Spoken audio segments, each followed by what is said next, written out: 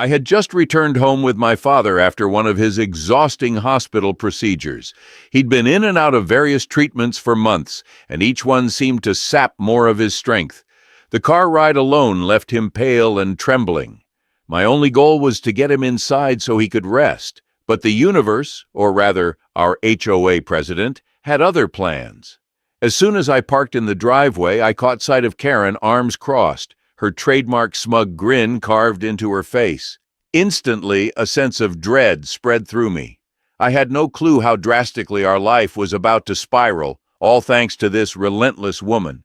Before we dive into the chaos, let me know down in the comments which city you're watching from, and if you enjoy these crazy stories, please like and subscribe for more. Now let's jump in and see how Karen turned one bad day into a total nightmare. We were barely out of the car when Karen made her move. I'd just finished unlocking my father's wheelchair from the back seat, my own shoulders already aching from the tension of the day, when her sharp voice sliced through the air. "That vehicle is a violation of HOA regulations," she announced, like a judge handing down a death sentence. I sighed, struggling to keep my tone polite. "Karen, I've told you before, it's not a commercial vehicle. It's just a plain black sedan. My father, he's in a wheelchair, and we need easy access to the house." She shook her head, producing her ever-present laminated HOA booklet. "It sure looks commercial to me. Vehicles used for business, deliveries, any non-residential purpose, are subject to immediate removal." My father, leaning on the car door for support, stared at her with weary confusion. He was exhausted and in pain, and the last thing he needed was a confrontation. But Karen, as always, cared more about rules than basic decency. "We literally just got home from his medical procedure," I said, voice wavering between frustration and desperation. "Can we please handle this later?" Karen tapped a finger on her booklet. "No can do. You're on the clock. Tow truck's already on its way." I felt my heart thud painfully. She'd called a tow truck without even giving me a chance to move the car. My father's face fell. "Son, if it's going to cause problems, maybe I can manage a few extra feet," he began, but he could hardly stand without his wheelchair. "Nonsense," I muttered under my breath. "Karen has no right to do this." Karen's timing, as usual, was frighteningly precise. The distant rumble of a heavy engine made my stomach churn. I turned my head just in time to see a massive tow truck crawling down our street, its bright hazard lights flashing like a warning sign of incoming disaster. My father, still seated in the car, let out a weary sigh. "Not this again." The tow truck jerked to a stop in front of our driveway, and a burly driver hopped out. His expression was one of complete indifference. Just another job for him, another car to haul away. Clipboard in hand, he barely glanced at me before addressing Karen first, like she was his employer. "Which one, ma'am?" Karen smirked, enjoying every second of this power trip. She raised her arm with an exaggerated flourish, like she was sentencing someone to exile. "That one!" She pointed straight at my car. "It's gotta go!" I stepped forward, jaw clenched. "You're making a mistake!" The tow truck driver finally gave me a glance, pen hovering over his form. "You the owner?" I took a deep breath, forcing my anger down. "Technically, no, it belongs to my wife, but you really don't want to tow it." Karen scoffed, rolling her eyes so hard I was surprised she didn't give herself whiplash. "Oh, please, don't start with the excuses. You're the one parking it, so it's fair game." She folded her arms, eyes darting between me and the tow truck driver like she was daring me to challenge her. I exhaled slowly, feeling my patience slipping. "Karen, do you recall me telling you multiple times that my wife is an undercover officer?" The tow truck driver frowned. "Wait, what?" Karen's smug grin faltered just slightly, but she recovered fast, waving a dismissive hand. "There are no cops in this neighborhood. That's ridiculous. You're lying to get around the bylaws." I took a deliberate step toward her, lowering my voice. "Think real carefully about what you're saying right now, Karen, because you're about to cross a line you don't want to cross." She scoffed again, though there was a flicker of uncertainty in her eyes. "Oh, give me a break. If that's a police vehicle, where's the damn proof? I don't see any badges, no logos, no sirens, just a car. And in this neighborhood, the rules apply to everyone." The tow truck driver hesitated, shifting uncomfortably. It doesn't have markings, but if it's an official vehicle, I can't tow it. That's a serious legal issue. Karen turned on him like a rabid dog. I told you it's not a police car. He's just bluffing. Hook it up already. The driver frowned, now unsure. Listen, lady, if it's really government issued, I'm not getting sued because of your HOA drama. Karen's nostrils flared. Oh my God, are you serious? This is exactly why we need stricter enforcement around here. People like him always think they're above the rules, always have some made-up excuse. I felt something inside me snap. My father, sitting helplessly in the car, watching this woman try to sabotage our lives like it was her personal mission. I couldn't let this slide anymore. I straightened my shoulders, my voice dropping into a deadly calm. Karen, I swear, if you so much as touch that tow truck cable, you're going to regret it. Her mouth opened, then shut. For the first time, she looked genuinely nervous. The tow truck driver eyed me, then Karen. Look, I don't have time for this. Either you pay the fee for my time, or I'm out of here. Karen nearly choked. I'm not paying for this. And then, like a well-timed miracle, my wife's personal car rolled into the driveway. She stepped out looking as calm and collected as ever. Sunglasses on, unreadable expression, but the air around her shifted. Everyone could feel it. Karen immediately pounced, pointing a finger. Oh, look who finally decided to show up. I was just telling your husband here that he's breaking HOA rules and lying through his teeth. My wife didn't react. Excuse me? Karen let out a sharp laugh, turning to the tow truck driver like she had an audience. He's been standing here telling me you're some kind of police officer. Can you believe that? She turned back to my wife, sneering. Let me guess. Now you're going to claim you're some kind of FBI agent too? I felt my stomach tighten. Karen was digging herself deeper, and she had no clue what was coming. Listen, sweetheart, Karen continued, voice oozing condescension. You might want to tell your husband to be careful because I could report both of you for impersonating law enforcement. She smirked. That's a felony, you know. A slow, tense silence spread between us. Karen's smugness lasted exactly 3 seconds before my wife calmly reached into her back pocket. She pulled out a small leather wallet and flipped it open, revealing her police badge. The metal gleamed under the afternoon sun. Karen's face drained of all color. The tow truck driver stiffened. A few neighbors who had gathered let out low gasps. I crossed my arms. Still think we're lying, Karen? Karen's face turned a sickly shade of white. The neighbors erupted in hushed conversation. Some whispered, others smirked, but no one seemed surprised. Karen had spent years bullying this neighborhood, and now that she was finally on the losing end, people were enjoying the show. The tow truck driver, still holding his clipboard, let out a sharp sigh, rubbing his temples. All right, that's it. Someone's paying me, he demanded, or I'm filing a claim. Karen, still clinging to her rule book like it could save her, let out a sharp, mocking laugh. Oh, no, I'm not paying for this. I shouldn't have to pay for this. This isn't my problem. The driver gave her an unimpressed look. Ma'am, you called for the tow. That means you pay the call-out fee. That's how this works. Karen's mouth twisted into a scowl. No, I called for a tow because of an HOA violation. I was enforcing the rules. I'm not the one at fault here. She threw her hands up dramatically, turning to the growing crowd of neighbors as if looking for support. You all heard him admit it. That's not his car, it's his wife's. And she's not even home. He's been lying this entire time, and now you expect me to pay? A few neighbors exchanged knowing glances. No one was buying her act. The tow driver tapped his clipboard, completely unfazed by her tantrum. Yeah, lady, I don't care about your HOA drama. I care about getting paid. Karen stiffened, her eyes darting around as if she were trying to think of a way out. Then, in a desperate attempt, she turned back to the driver. Listen, I have a better idea. Just file the charge to his account. She jabbed a finger at me. He's the one breaking the rules, so he should be responsible for it. The tow driver let out a short laugh of disbelief. That's not how this works, lady. Karen's face turned red, her lips pressing into a thin line. I will not pay this. You can't make me. The tow driver shrugged, flipping a page on his clipboard. Cool. I'll just send it to collections then. Enjoy dealing with that. Karen visibly flinched at the word collections. Her mouth opened and closed like a fish out of water. She turned to me, seething. This is your fault! You and your pathetic lies! If you had just followed the rules, this never would have happened! I took a step forward, but my wife placed a calm hand on my arm. She tilted her head toward Karen, smirking just slightly. You called him, Karen! You pay! Karen let out a strangled noise, her hands clenching into fists at her sides. For a moment, I thought she might actually explode. Then, with a furious growl, she ripped open her purse, snatched out her credit card, and practically threw it at the driver. Take it! I hope you're all happy. The driver swiped it, completely unfazed. Pleasure doing business with you.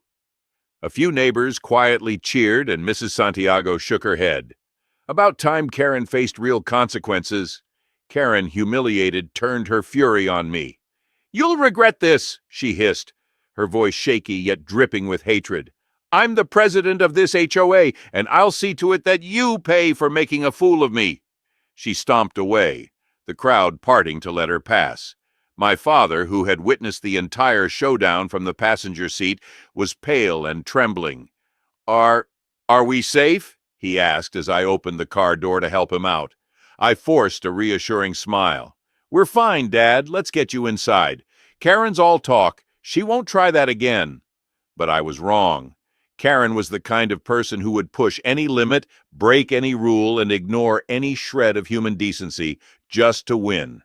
And I had no idea what she was planning next.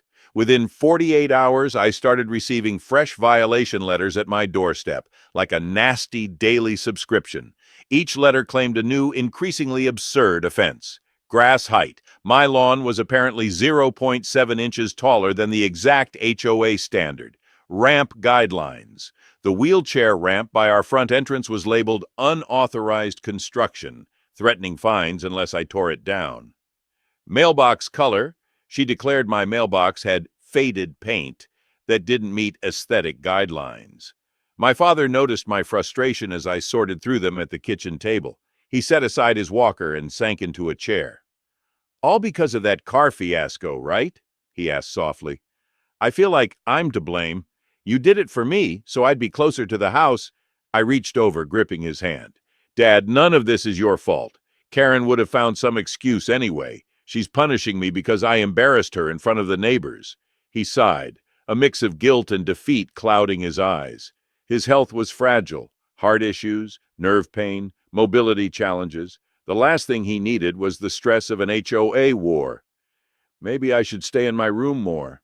Out of her sight, he murmured, half joking, half serious. My chest tightened.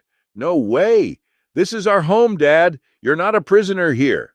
I could see him trying to force a reassuring nod, but Karen's constant harassment was affecting his spirit. That's when I vowed to dig deeper into her methods, not just for me, but for the sake of my father and the rest of the neighbors who'd suffered under her regime. Things escalated quickly. One afternoon, I was helping Dad onto the porch so he could sit outside for fresh air. He rarely left the house except for hospital appointments, and the ramp was crucial for him to roll in and out safely. As we stepped out, Karen suddenly appeared on the sidewalk, arms crossed, eyes cold. So, she said, you're still using that unapproved ramp. I sent you a notice. Did you not see it? I gritted my teeth. My father needs this ramp. He's not physically able to climb steps. You know that. She shrugged. HOA standards exist for a reason. Your ramp is an eyesore and it violates the uniformity rule. I can fine you daily until it's removed. Dad's knuckles whitened on his wheelchair armrests. Ma'am, please. This ramp is the only reason I can leave the house. I'm a disabled veteran. Are you saying I have no place here? Karen lifted a brow, looking bored. If you need that many accommodations, maybe you picked the wrong neighborhood. I felt a surge of rage so strong it nearly brought tears to my eyes. Dad had served his country, sacrificed so much, and she had the audacity to imply he was a nuisance. Before I could respond, my wife stepped out behind us. Karen, that's enough, she said firmly, arms folded over her chest. You're infringing on ADA protections. Keep pushing, and you'll find yourself in serious legal trouble. Karen rolled her eyes, pivoting on her heel. We'll see about that, she snapped. I have every right to keep this community up to standard. Your father's situation doesn't exempt him from the rules. She stalked off, leaving the three of us shaken. Dad's shoulders slumped, a defeated sigh escaping. "I'm so sorry," he whispered. "I never thought I'd be in the way." "No," I said softly. "You're not. She is." Word of Karen's cruelty traveled through the neighborhood like wildfire. Within days, I was approached by multiple neighbors, some who whispered about similarly outrageous fines, others who had been bullied into paying fees for minor infractions. One single mother tearfully recounted how Karen demanded she remove her child's small basketball hoop for community safety, then threatened to report her to Child Protective Services if she didn't comply. My father, listening to these stories, seemed both horrified and oddly encouraged. "So it's not just us. She's been at this for a long time." I nodded. "Which means we have a solid case if we band together." I started compiling an ever-growing list of Karen's transgressions. Excessive fines for trivial matters, wrong paint shades, noisy children, minor lawn infractions, fraudulent claims telling the tow company about a commercial vehicle that was actually a police car, ramp harassment aimed at a disabled man, my father, and potential violations of disability laws. My wife helped me organize these documents into neat folders, paper and digital. She even included references to the ADA and fair housing guidelines. "With enough evidence," she said, "the city's housing authority or even a private attorney can shut her down." Dad mustered a smile. "I hope so. I'd like to leave the house without feeling like a criminal for existing." Despite everything, Karen refused to back off. A week later, while Dad and I were inside discussing his next medical appointment, we heard the rumble of another tow truck. My chest constricted. I had a gut feeling it was for my wife's unmarked vehicle again. We rushed outside, Dad in his wheelchair, me practically sprinting, and saw the driver hooking up the same black sedan. Karen stood by, arms folded as usual. "I warned you," she said coolly. "Since you insist on breaking the bylaws, I'm taking action." I practically shouted, "You know that's a police car, right? This is the second time you've tried to pull this stunt." She shrugged with exaggerated innocence. "It has no visible markings. Looks commercial to me." Dad cleared his throat from the wheelchair. "Karen, you're—" But he broke off, overwhelmed by the tension. Thankfully, my wife arrived moments later, accompanied by a local officer who'd responded to a neighbor's call. The officer took one look at the tow truck, then turned his gaze on Karen. "Is this the same car you tried to tow last week?" he demanded. Karen lifted her chin. "I told you. The bylaws—" He held up a hand. "Ma'am, local statutes and state law override your HOA rules. You can't keep calling a tow for a legitimate, legally parked vehicle, especially if it's law enforcement property." The tow driver shook his head, clearly frustrated. "I'm not losing my job over this. I didn't know she'd pulled this before." Karen's face twisted. She realized she'd cornered herself. The neighbors had gathered again, some openly filming. It was public humiliation on a scale that made her previous fiasco look mild. "This is harassment. I'm the one being harassed," she screeched. But no one seemed to buy it. The officer calmly repeated, "Ma'am, I'm warning you. Keep this up, and you'll face charges for harassment or obstruction." Karen shot me a glare full of venom, then stormed off without another word. As it turned out, Karen's repeated attempts to tow an unmarked police vehicle triggered the city's housing department. Within days, inspectors and local officials began poking around our neighborhood, asking detailed questions about Karen's actions as HOA president. I heard rumors that she had questionable financial records and might have been embezzling HOA funds for years. Neighbors started forwarding me screenshots of maintenance fees that never lined up with actual work done. Others spoke of hush-hush cash payments Karen demanded for mysterious infractions. It seemed she had a personal slush fund going. Dad, with a renewed sense of purpose, helped me piece these clues together. We created a binder stuffed with witness statements, photos of our ramp, every violation letter, and receipts from neighbors who'd been forced to pay Karen under the table. "You know," Dad said quietly one evening, "I never wanted to be in the middle of a war, but if it stops her from hurting others, maybe this was meant to happen." I gave his shoulder a gentle squeeze. "We're close to the finish line, Dad. She's about to face the music." The meltdown came sooner than I expected. One sunny afternoon, Dad and I sat on the porch, enjoying a rare moment of calm. We spotted two unmarked sedans parked near Karen's house. A group of officials in suits got out, accompanied by a couple of uniformed officers. They marched right up to her door. We couldn't hear the exact conversation, but Karen's shrill voice soon cut through the quiet suburban air. She yelled something about unlawful intrusion, waved her arms around, and then tried to slam the door, only to have an officer wedge his foot in.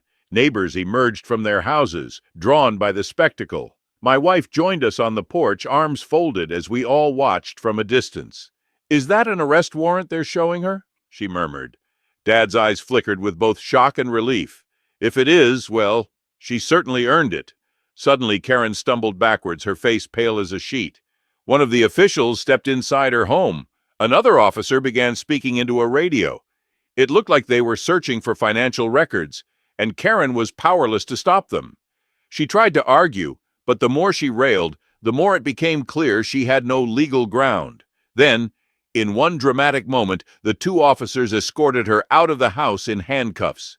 Karen's face twisted with fury as she spotted us, the entire neighborhood basically gawking.